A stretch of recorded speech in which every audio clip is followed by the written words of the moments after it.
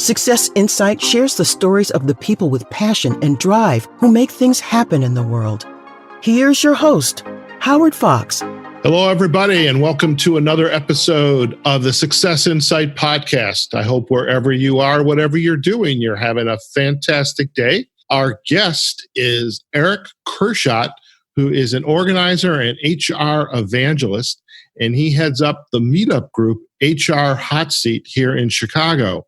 Now, HRHotSeat, I think it was formerly known as HR Mastermind, is for anyone who is convinced that there are better ways to attract, retain, and engage people who matter most in your business. Now, who doesn't need that? This is an inclusive mastermind, as Erich has emphasized, and it is a community of real HR pros solving real HR problems. Erich is also the founder of Harmony Insights, a coaching company that partners internationally with business leaders and job seekers to get the most out of themselves and their teams. Erich is passionate about helping motivated organizations and individuals connect with their values, pursuits, and potential for strengthened relationships at home and at work. Erich, it's a pleasure to have you on the Success Insight podcast. Thanks, Howard. It's great to be talking to you. So, Erich, a long time ago, perhaps not that long ago, I was a part of Meetup. I joined Meetup groups for cooking, for photography, for hiking. I never recall coming across a Meetup group for HR professionals. Tell us about HRHotSeat and how did you get this group started up and why? I have a 16-year corporate HR background, and I left that space to build my own business around the DISC personality assessment. And I thought, I never really want to get far from HR professionals. That's a language that I knew, just something very familiar to me. And I had been learning at the time about this mastermind concept. And it was through Napoleon Hill's book called Think and Grow Rich. Of course, I know it very well. Classic. And at the same time, I was also hearing a number of the podcasters that I was listening to speak about it. But masterminds were particularly, as I understood it, being practiced among small business owners, some CEOs, and not among HR professionals. And I thought, this could be a really cool opportunity to bring one of my target audiences together in an entirely different networking format than they're used to. My goal was about 10 to 12 people. If I could stay in front of 10 to 12 on a regular basis, build rapport with them, help them network and solve challenges, then I'd be top of mind when they needed a DISC facilitator. Long story short, just over 3 years later, we have more than 2,000 members in 8 different chapters around the country. 2,000 members, 8 chapters. That's actually pretty phenomenal. You don't typically see a chapter that has kind of expanded behind the local border. Yeah, that's why you mentioned in the intro that we were originally called the Chicago HR Mastermind. And I had enough people coming to me outside of Chicago asking what we were doing and how they could be involved that after a couple of years, I was like, we have to rebrand. And we're known now as HRHotSeat, but it's that same mastermind style conversation that I've just simply learned to scale beyond 10 or 12 people now to serve many hundreds of people. Well, let's talk about the mastermind concept because like you, I learned about the mastermind concept from reading Napoleon Hill's Think and Grow Rich, and we will put a link back to the book on our show notes. But as you started to be confronted with this idea, you have all these people that are interested and aware of the work that you're doing. How did you structure the mastermind within the chapter meeting? And I'm assuming these chapters are all meeting in person, or can this be virtual as well? Masterminds can be virtual. Within HRHotSeat, we're meeting in person. Okay. Actually, before we get into the kind of the detail of the mastermind, what are the other cities where you're located? So we have 3 in Chicago. Our downtown Chicago chapter is the first. That's the one that I facilitate. We have 2 more in the suburbs. Beyond there, then our first chapter outside of the Chicago market was Greenville, South Carolina, then Detroit, Michigan, then San Diego, California, Orange County, California, and then Indianapolis, and I believe that makes 8 altogether. That's fantastic. So when you plan a visit to any one of these cities, you can always plan it around when the meetup's going to take place. Right. That's convenient. That's great. Well, let's talk about this mastermind concept for the HR professionals that have joined this meetup and they're coming to you? Is this a weekly, bi-weekly, monthly? How often are you meeting as a mastermind? So the way that I do it in my chapter is I have free monthly events, and our licensees with different intervals, some quarterly, some monthly, primarily monthly. And people are showing up on a monthly basis. Some familiar faces, people who we've seen in the past, but also a lot of new people. And I think that's really helped with our growth, is that we are attracting so many people who are saying, hey, this is different. I really like it. So in the mastermind framework, now I remember when we think about networking, or again, this is one of the original pursuits of the meetup concept, is idea to network with people who like the things you do, have very common interests. And some of these meetups, the members can be maybe skewed towards one gender or next, certain age range or another. Within the HR hot seat, what are you seeing is the kind of the makeup of the membership, and especially the ones that are active and showing up at events each month? What's fun about having multiple chapters in multiple markets is that does differ from place to place. So if you talk to a new licensee in Indianapolis, he may say one thing, whereas the person running the San Diego chapter is going after a slightly different audience. So that's kind of fun to see how that changes. In the Chicago chapter that I facilitate, it really is truly inclusive. We are pulling in people at all levels of the organization, all different kinds of backgrounds, tenures, interests, areas of expertise. People fall primarily into a few different buckets. We have practitioners, people who are talent acquisition, learning and development, compensation, benefits. HR is a broad umbrella. We have service providers, people who are there to find an audience of HR professionals. We have students, people who are looking to make those connections in the working world. We have a number of folks in job transition, people who are in between HR jobs or who are looking to get into the function. And then I've been saying that we also have this other group, which may fit into one of those buckets, and they are CEOs, CFOs of smaller organizations and companies, startups, who don't yet have HR professionals employed, but have HR problems. And so they're showing up saying, hey, we could use input and answers just like anybody else can. Are we allowed to take part in this conversation? And because we are truly inclusive, I invite anybody who wants to talk HR with us. Fantastic. So you're going to have a meeting a couple times a month. What is the kind of the emphasis of the meeting? How is it organized? Is it presentations?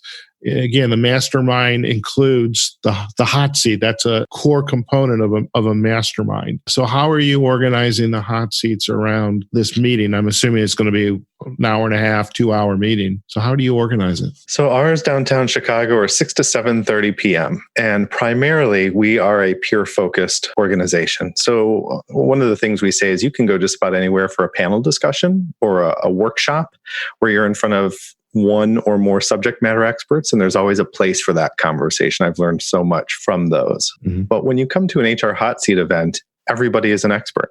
Everybody brings equally valuable perspective and expertise and experience to our conversation. And that allows us to create an environment that is truly inclusive, but where people feel that they truly belong, that they're not just there to learn, but that they can teach something as well, even if they're a student, even if they're in job transition, that you don't have to show up and have the word chief in your title to be taken seriously. So, for example, the last meeting that was held, what were the hot seat subjects that were covered? So we have people show up, and this goes a little bit further to answer, I guess, your previous question as well. We try to pack in more value than you would expect to get from a free event. My goal is to have people walking away almost shaking their head saying, I don't believe I got that much out of a networking event and didn't have to pay $1 for it. So what we promise is that you can show up, you can network, and you can solve actual workplace challenges that our members are facing. We also say, well, while you're here, we're going to have a book club, or we're going to have a special interest circle conversation that guarantees niche conversation, or we're going to help you with your resume. So we pack in as much value as we can, but the highlight of our events is the hot seat discussion. And that is particular members showing up and volunteering current real life workplace challenges that they're facing in the HR space. And it could be, how do I even find this promising talent that everybody's saying that's out there? How am I retaining people? How do I engage remote workers? How do I even go about beginning to choose a payroll vendor? how do I convince my company leadership to take human resources seriously and include us in a more strategic conversation? How, as somebody in job transition, can I best position myself as a job candidate for meaningful HR work? So really just about anything that people could bring. And I've been very intentional about not theming our events because I want people to show up with the challenges that they currently face and sit in front of their peers and say, if you've been in my shoes, what have you done to tackle this challenge? And if you've not been in my shoes, what perspective do you bring on this challenge? So since the group has been around and expanded, what are you hearing from the members, the folks that have come in, or perhaps even the folks that have left? What are they saying to you that they're in there, they just joined the group? Maybe it's that student, that small business, they're not yet ready for a full-on HR organization, but they have HR style questions. What's their reaction been?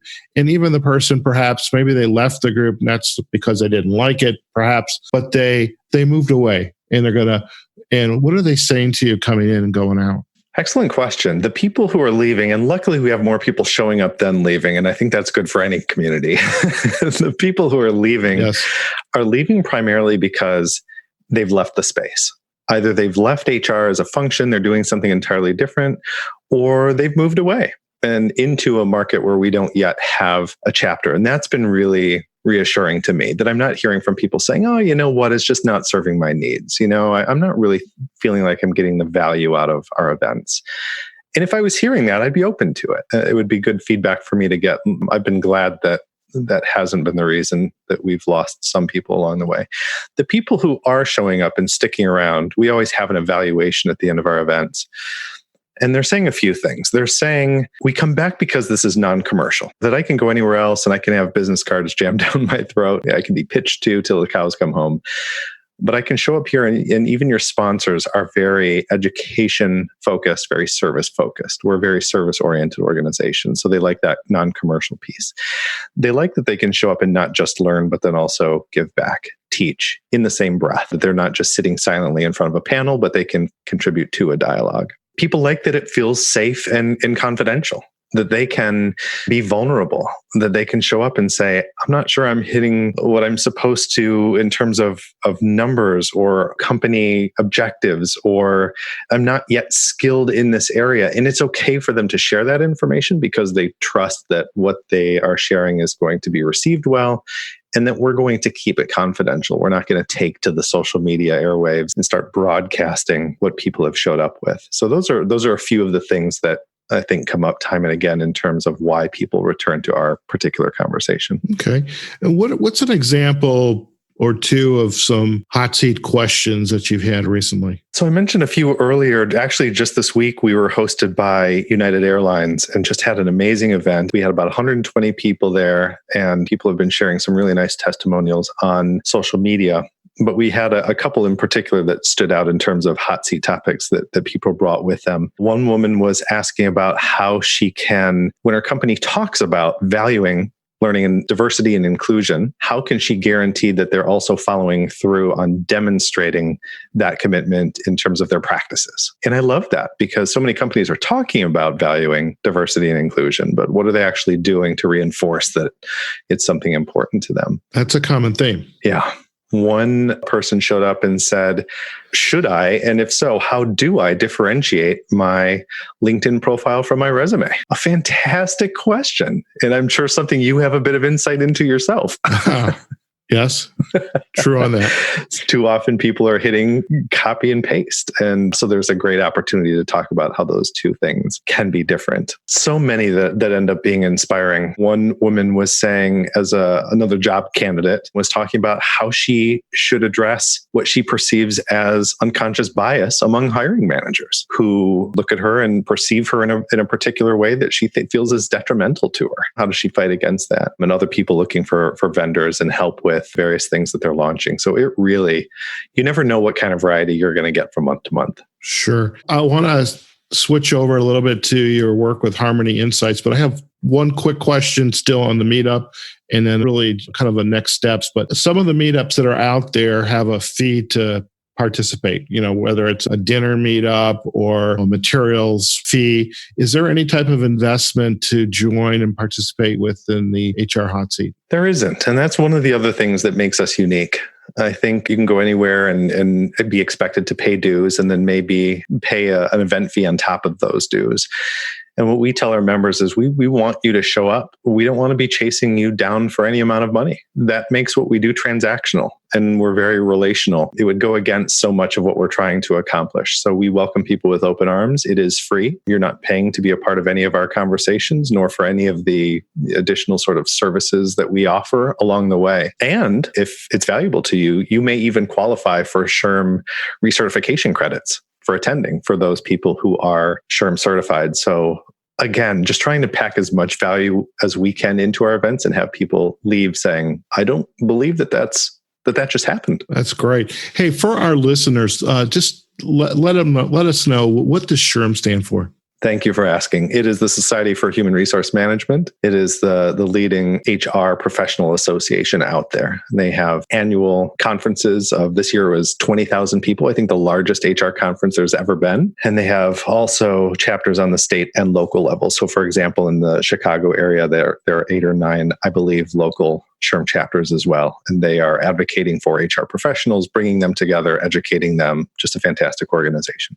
Excellent. So Erich, what do you see is next for HR Hot Seat? I would love to expand beyond the 8 markets that we're in now. 8 chapters, I think 6 total markets. I'd have to go back and do the math. But I'd love to be in more places. I think wherever HR professionals gather and are looking for a uniquely rewarding professional networking experience, I want to be there to serve them. And I do that through our licensees and people across the country who say, yes, I share your mission for serving HR professionals. In terms of my own chapter here in Chicago that I facilitate, I want to continue to build upon what we're doing. And I don't ever want it to become stale. Innovate is a strong word, but I want people to show up month to month and say, oh, this part's a little bit different, or you're approaching this from a unique perspective, and make sure that we're always remaining fresh and serving people in the way that they are arriving to be served. I love the idea of just continually adding value, and there's definitely, you're putting what you espouse into practice, and also the idea that you're not being sold to, and that's certainly a pet peeve of mine. Erich, tell us a little bit about Harmony Insights. I mean, we didn't really spend too much time on it, but tell us about that work. So I transitioned into Harmony Insights from the corporate world because I had the singular, I'll call it nerdy passion. You can tell me if you agree or disagree, to facilitate workplace conversations around the DISC personality assessment. I can attest to that. I was a psychology major in school. I fell in love with HR, when I moved here to Chicago, but facilitating conversations around DISC in my corporate role was one of the more uniquely rewarding things that I did. And I thought the stars have aligned in such a way that I need to figure out if I'm capable of this whole self-employment thing. I started Harmony Insights then to help organizations and consultants leverage DISC with their employees and with their clients. That is primarily the work that I continue to do, and HR Hot Seat has kind of grown as a part of that effort. Excellent. In the time we have left together, one question to kind of put you on the spot is, what do you think your clients or the members of the meetup here in Chicago, your licensees, what are they saying about Erich Kurschat? It's always a tricky question to answer, right? I love that you're asking it, though, because I'm big on introspection. I hope that they see me as somebody who wants to be of service. Yes, I have a business. Yes, I need to make money like other people do. I'm sure my wife would love to have groceries in the refrigerator once in a while. Of course.